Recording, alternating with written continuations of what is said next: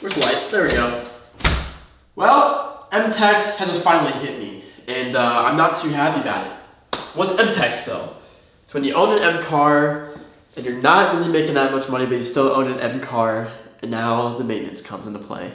Now, luckily the maintenance I'm talking about actually isn't that bad. It's not like a frequent thing that reoccurs more than it should, like an oil change. This is brakes. So, this was going to be the next video, but I have to discuss this because I haven't uploaded a video in a minute, and I wanted to tell you guys exactly how it is owning an F80 M3, especially that's rebuilt and not in the best condition, as you can see. Like, this is a different color than this. This is what the actual paint should be like, but obviously it's not like that. Then the carbon roof is just literally tearing off with the clear coat. It's pretty bad. So, these guys here. Now, I needed brake pads. Safety is literally the most important thing to me, especially when you have a car like this. You don't want to risk anything.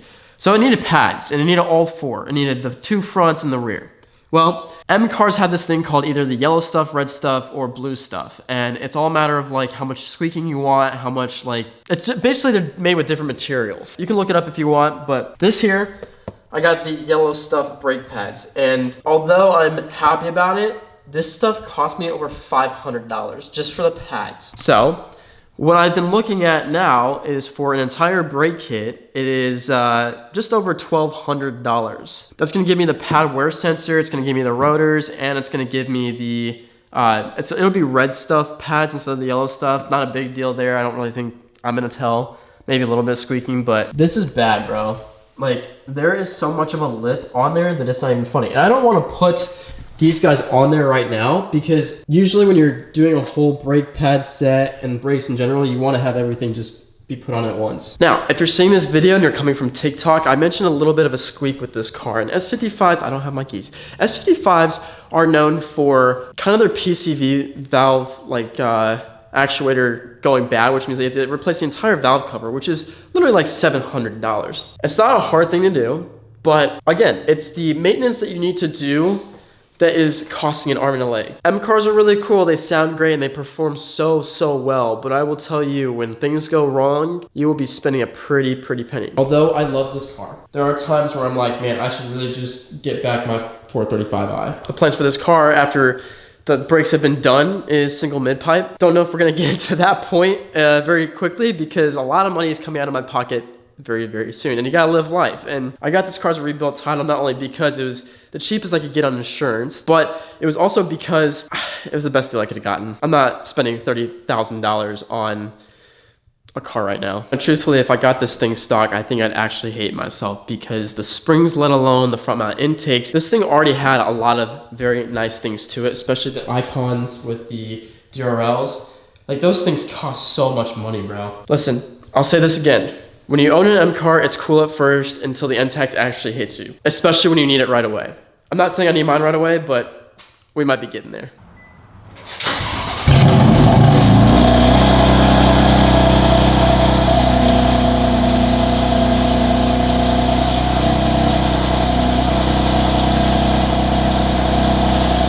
Like, it literally just sounds so nice. It still needs that single mid-pipe for sure, but something that I do want to point out here. When you have an M car and you run all season tires, it's actually probably the worst thing that you could probably do. With a rear wheel drive car, you either want to run summer tires or you run winters. Like, obviously right now it is winter, so you'd run winter tires, and those things get expensive. And then it's like, especially if you don't have another set of rims or wheels. I mean, you guys see, those are two sets of PS4s right there. And I have winter tires on.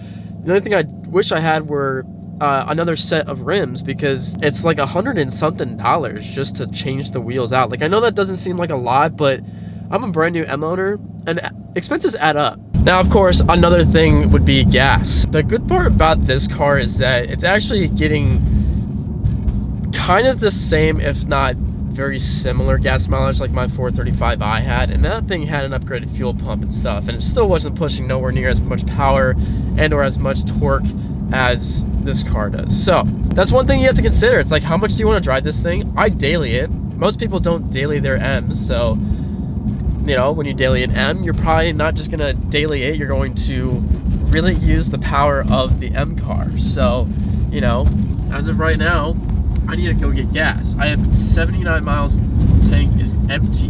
Now, this engine light is still on. Actually, believe it or not, from that last video, whatever video it was, when I actually was trying to figure out the whole situation of a combustion misfire, there's a bunch of things actually going on. But more than likely, it's spark plugs, which I did put new spark plugs in. I just didn't put new coils in yet.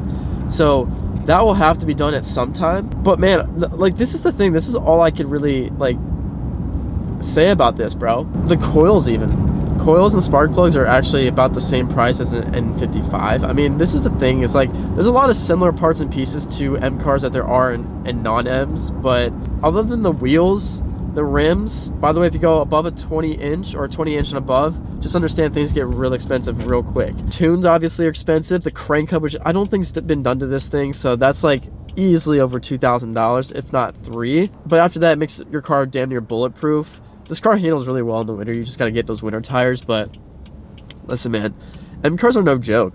Like, when the MTEX actually arrives, it arrives. Okay, so like I was saying before, gas is another thing. Depending on how much you drive it, if you daily the M, if not, good for you, I guess, but I daily my M. And so I get about 310 miles for the full tank. Obviously, again, it depends on how hard I drive it, but what do you guys think I'm about to end up spending? I'm guessing at $3.50. It's not bad. That's actually the cheapest it's been here in the state of Indiana. I guarantee it's probably gonna be around 50 bucks. So this cost me a whopping $45.60.